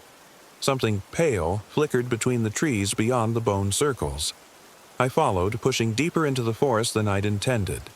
The fog seemed to guide me, clearing just enough to reveal a path while closing behind to prevent retreat. I found the source of the bones. A natural depression in the forest floor held what remained of dozens of animals, but they hadn't died naturally. Each carcass was positioned identically, lying on their sides with legs extended, heads turned to face the same direction. The flesh had been stripped away with surgical precision, leaving clean skeletons ready for harvest. But not all the bones had been taken. Some still held fragments of hide and sinew, recent kills, maybe days old. The smell was overwhelming here, sweet rot mixed with something medicinal, like formaldehyde. I covered my nose and mouth with my shirt, fighting the urge to vomit. That's when I saw them. Human bones. 3 skulls, yellow with age, placed at the depression's edge like sentinels. Below them, rib cages and femurs arranged with the same obsessive precision as the animal remains. I knelt beside one skull, noting the perfect circular hole drilled through the temple. Clean edges, made with tools rather than trauma. Someone lived here. Had been living here for years, maybe decades. Killing methodically, preserving, arranging. Creating something that went beyond simple insanity into realm of ritualistic purpose. A branch snapped behind me. I spun around, knife raised, and saw him. The man stood maybe 30 feet away, partially obscured by fog and underbrush. He was tall, gaunt to the point of starvation, wearing clothes that might have once been park ranger uniforms but now hung in tatters. His skin had the waxy pallor of someone who rarely saw sunlight, but it was his eyes that made my blood freeze. Completely white, like cataracts, yet they tracked my movement with predatory focus. He smiled, revealing teeth filed to points. "New bones," he said in a voice like grinding glass. "Fresh meat for the circles." I ran. Crashing through underbrush, branches whipping my face, I sprinted toward where I thought my campsite lay. But the fog had thickened, and every direction looked the same. Tree trunks emerged from white mist like prison bars. I stumbled over roots and fallen logs, the sound of my own breathing harsh in the unnatural silence. Behind me, something followed. Not running, walking. a steady, patient pace that suggested my pursuer knew these woods intimately, knew I was lost. I burst into a clearing and nearly sobbed with relief. My Winnebago sat exactly where I'd left it, solid and real in the swirling mist. I fumbled with the keys, hands shaking so badly I dropped them twice before managing to unlock the door. Inside, I grabbed my cell phone. No signal, as expected, but I turned on the GPS anyway. The screen showed my location as a blue dot in a vast green void. No roads, no landmarks. According to the satellite data, I was in the middle of uncharted wilderness. That was impossible. I'd driven here on marked forest roads. There had been signs, mile markers. But now my GPS insisted I was 50 miles from the nearest maintained trail. A soft knock at the door made me freeze. 3 careful taps, like a polite visitor. "I know you're in there." The voice was different now. Younger, friendlier, almost normal. "I'm sorry if I startled you. I live out here, been watching over these woods for a long time. You're not in any danger." I peered through the window blind. The gaunt man stood beside my RV, but his appearance had changed. He looked healthier, cleaner. The ranger uniform seemed newer. His eyes were a normal brown color, crinkling with what appeared to be genuine concern. "My name's Dale," he continued. "I know this is strange, finding someone way out here, but I maintain the wildlife preserve. Keep track of animal populations, that sort of thing. The bone arrangements you found. That's part of a research project. We're studying decomposition rates in different environmental conditions." It sounded reasonable, official, but I remembered those filed teeth, those dead white eyes. I kept silent. "Look, I can see you're spooked," Dale said. "Tell you what, why don't you follow me back to my station? It's not far. I've got a radio, can call for an escort back to the main road. Sometimes the fog makes these old logging trails hard to navigate." Part of me wanted to believe him. The rational part that insisted there had to be a logical explanation for everything I'd seen. But my gut screamed warnings. The man outside might look normal now, but I'd seen what lay beneath that facade. "Just give me a minute," I called out, trying to keep my voice steady. "Need to pack up some things." "Of course, take your time." I moved to the RV's back window and slowly raised the blind. Dale stood exactly where he'd been, still smiling that friendly smile. But behind him, barely visible in the fog, I could see shapes moving among the trees. Human silhouettes that swayed and jerked like marionettes with tangled strings. When Dale turned his head to look in their direction, his neck rotated a full 180 degrees. The sound was like breaking kindling. I bit back a scream and dropped the blind. When I looked again, Dale faced forward normally, but his smile had changed. The friendly mask was slipping, revealing something underneath that had never been human. "Everything all right in there?" he asked. "You've been awfully quiet." I grabbed my backpack and stuffed it with essentials. Water bottles, emergency food, first aid kit, knife. If I could get to the forest on the opposite side of the clearing, maybe I could circle around, find my way back to the road. The RV was too slow, too clumsy for these narrow trails. On foot, I might have a chance. The back window was just large enough to squeeze through. I unlocked it quietly, grateful for the well-maintained hinges that opened without sound. Dale's voice continued from the front of the RV, patient but with an edge creeping in. "I really think we should get you out of here before dark. These woods aren't safe after sundown. Things come out that don't like visitors." I dropped my backpack through the window first, then squeezed through myself. The fog provided perfect cover. I couldn't see more than 10 feet, which meant Dale couldn't see me either. I grabbed the pack and low-crawled toward the tree line, moving as quietly as possible. "Marcus?" Dale's voice had lost all pretense of friendliness. "Don't make this difficult. The bones need to be arranged properly. The circles demand completion." He knew my name. I hadn't told him my name.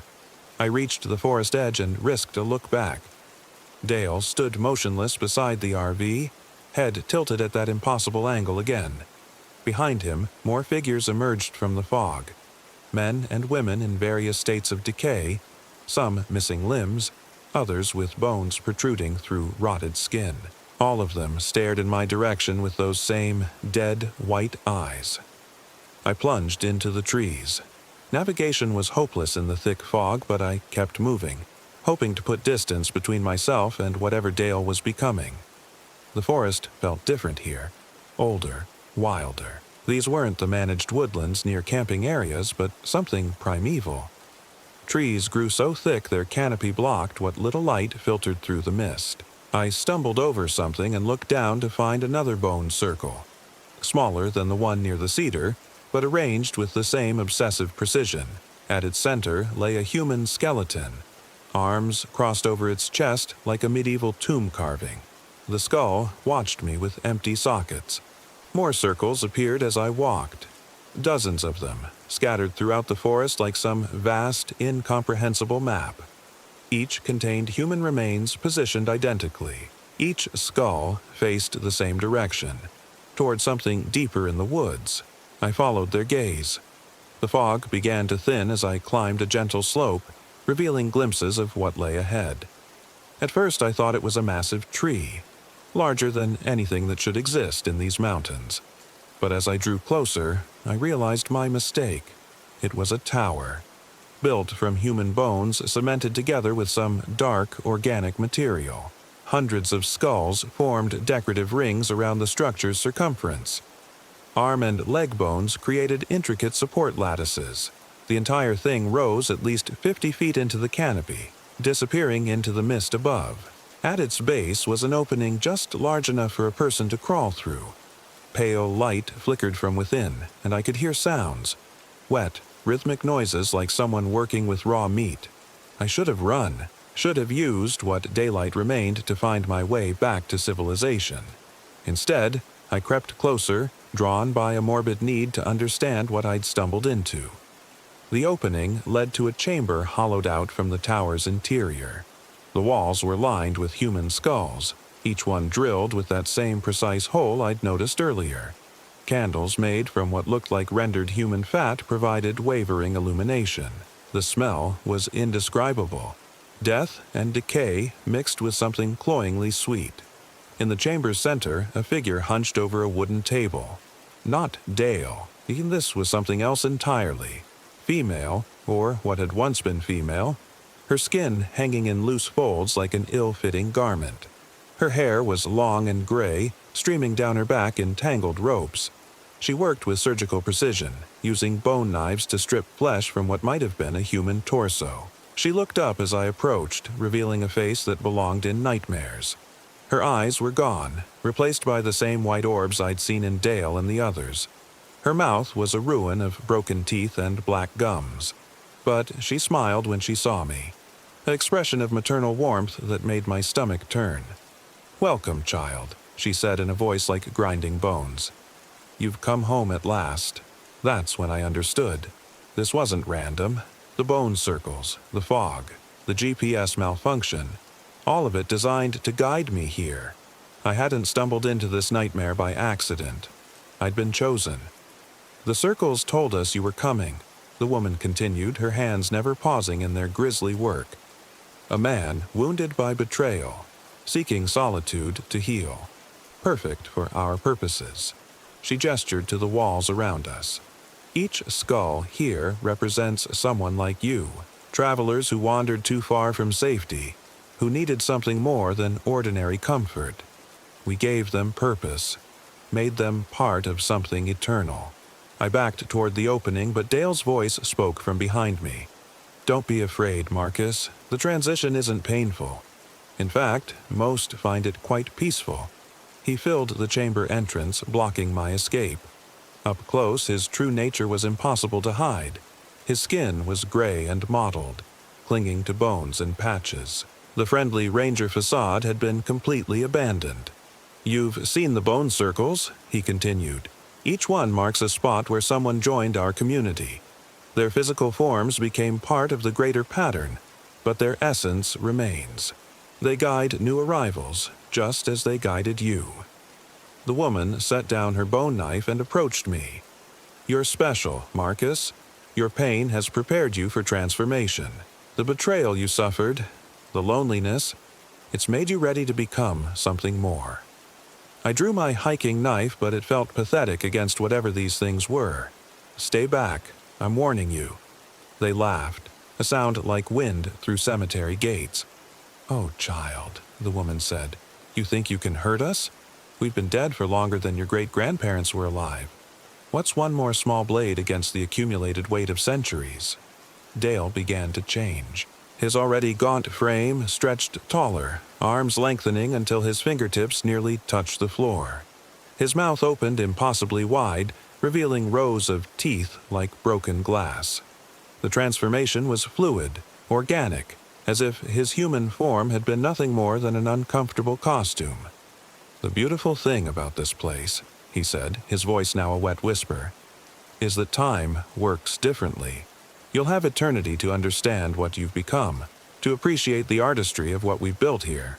I feinted left, then dove right, trying to slip past Dale to the chamber entrance. For a moment, I thought I'd made it. Then something wrapped around my ankle. The woman's arm, extended like rubber to impossible length. She yanked me backward and I crashed to the bone-littered floor. They were on me in seconds, their touch like ice water on naked skin. Dale's transformed hands pressed against my temples while the woman held my struggling body still. I felt something cold and sharp penetrating my skull. Not physical pain, but something deeper, a drilling sensation that reached into my thoughts. Don't fight it, the woman whispered. The circles need completion. The pattern must be maintained. Darkness crept in from the edges of my vision. My struggles grew weaker as something vital drained away, flowing from my body into the bone structure around us. I could feel my life force being harvested, processed, prepared for whatever ritual kept this place functioning. But as consciousness faded, I heard something that didn't belong. The distant sound of an engine. Vehicle tires crunching over fallen branches. Someone was coming. Dale's head snapped up, his predatory focus broken. Impossible. The circles should have turned them away. The woman released her grip on me, moving to peer through cracks in the bone wall. "Rangers," she hissed. "A search party. Someone reported the missing camper. They'd been so focused on me that they hadn't sensed the approaching rescue. Whatever power guided lost travelers to this place had failed to detect people actively searching for someone specific." Dale snarled in frustration.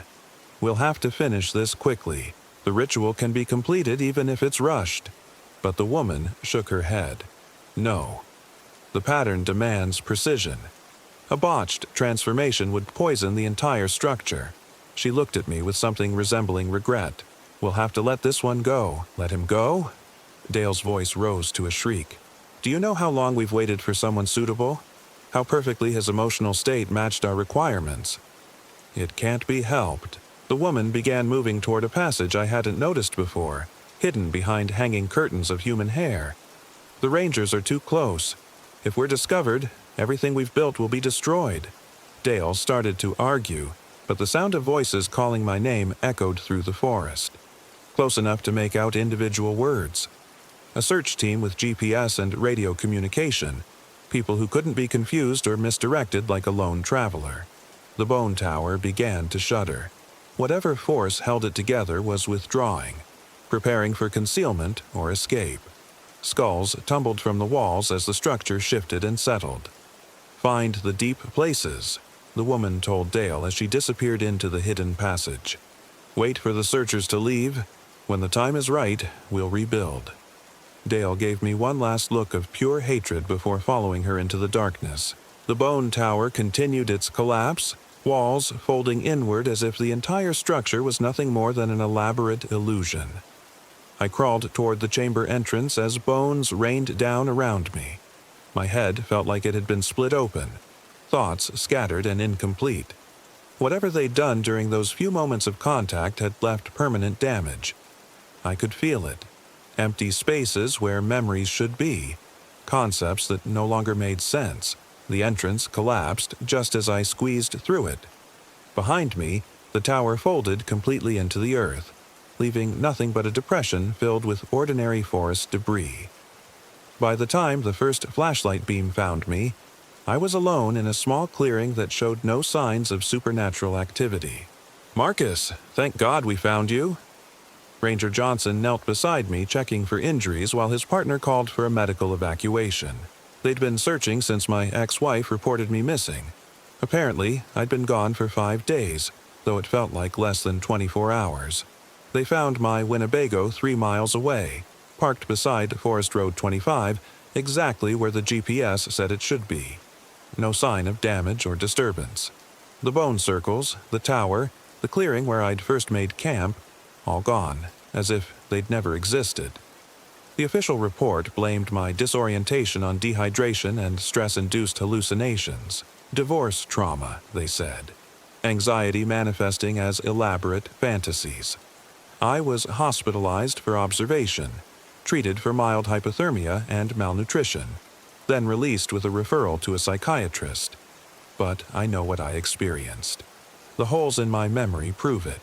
Gaps where specific thoughts and recollections should exist, as if someone had carefully excised particular concepts. I can't remember my mother's face anymore, or the sound of my ex-wife's laugh. Simple words sometimes refuse to form in my mouth, their meanings erased by whatever process Dale and the woman had begun. 3 months later, I still wake up tasting copper pennies. I drive past camping areas and feel that same electric awareness, the sensation of being watched by patient, hungry eyes. The bone circles are out there somewhere, waiting for the next lost traveler to complete their pattern. Sometimes, when the light is just right and shadows fall in specific ways, I see the arrangements again. Not in the woods, but in everyday places. Scattered leaves on a sidewalk, fallen branches in a park, even dishes left in my sink. Perfect circles within circles, all pointing toward something my damaged mind can no longer comprehend. The woman was right about one thing. I am part of it now, connected to whatever force maintains those impossible structures. I can feel other lost souls being drawn toward dark places, their desperation creating invisible trails that lead to bone towers and surgical tables. I want to warn them, to break the pattern somehow, but the words won't come. They took that ability along with everything else they stole. All I can do is remember the taste of copper pennies and wait for the circles to claim me completely, because I know they will. Eventually, the pull will become too strong to resist, and I'll find myself driving down another unmarked forest road toward another clearing that shouldn't exist. This time, there won't be any search parties. No one left who cares enough to look. The bones need completion. The pattern must be maintained. And somewhere in the deep woods, the woman with no eyes is still working, her surgical precision unchanged by temporary setbacks. The tower will rise again, and the circles will guide new arrivals to their carefully arranged fate. I taste copper pennies and remember that I've been chosen. I taste copper pennies and wait for the fog to call me home.